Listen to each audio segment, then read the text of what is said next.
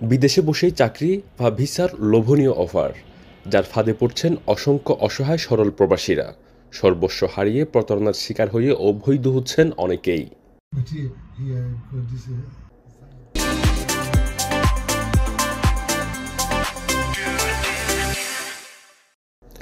এমন কর্মকাণ্ডে জড়িত খোদ বাংলাদেশিরাই, যারা কিনা ভিনদেশি প্রবাসীদের একমাত্র আস্থার জায়গা বলে বিবেচিত।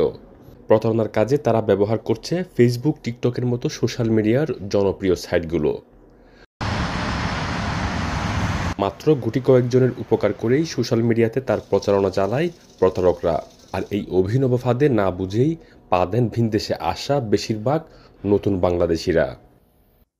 এই বন্ধুর মাধ্যম দিয়ে আমি ফেসবুকের লিঙ্ক থেকে আমার ওই বন্ধু আমাকে বলছে যে এখানে ভিসা করতে দেওয়া যাবে, কোনো সমস্যা নেই।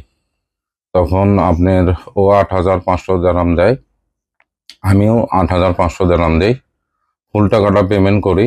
আজকে ৩ মাস হচ্ছে সে ভিসা করে দেয়নি, আমাদের কোনো কিছুই করে দেয়নি। উনি এখন আর ফোন ধরতেছে না।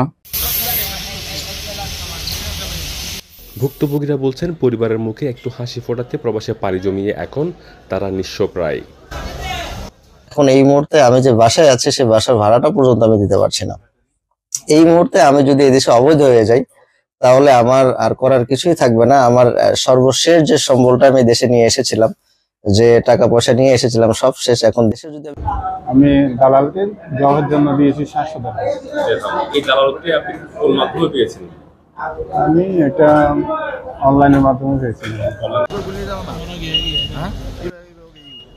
সোশ্যাল মিডিয়ায় লোভনীয় এমন সুযোগ গ্রহণের আগে আসলেই কি সে প্রতিষ্ঠানে কর্মীর প্রয়োজন আছে কিনা সে বিষয়ে যাচাই বাছাইয়ের পরামর্শ দিয়েছেন মিশন কর্মকর্তা এবং বিশেষজ্ঞরা।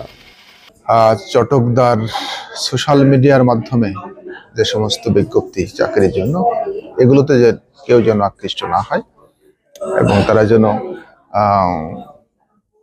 যথাযথ নিয়মে এখানে চাকরির নিশ্চয়তা নিয়ে চাকরি কনফার্ম করে যেন তারা আসে, এবং আসার যথেষ্ট সুযোগ আছে। কিন্তু এই দেশে কিন্তু একটা আইন আছে, সেটা ফেডারেল মিনিস্ট্রি অফ লেবার, যে এখন নাম হলো ministry of emaritization and human resources.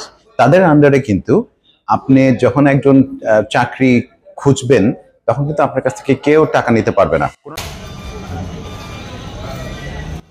প্রতারকরা গুটি কয়েকজনের উপকার করেই সেই ভিডিও দেন সোশ্যাল মিডিয়াতে, আর এই ভিডিও দেখেই বিশ্বাস করে প্রতারণার ফাঁদে পা রাখেন সাধারণ প্রবাসীরা। অথচ এর পেছনে অসংখ্য অসফল গল্প রয়েই যায়। তাই মিশন কর্মকর্তা এবং সচেতন মহলের একটাই পরামর্শ, যেন যে কোম্পানিতে চাকরির প্রলোভন দেখানো হয় আসলেই কি সেই কোম্পানিতে কর্মীর প্রয়োজন আছে কিনা সেই বিষয়ে যেন যাচাই বাছাই করা হয়। সংযুক্ত আরব আমিরাত হতে ইশতিয়াক আসিফ, চ্যানেল 24।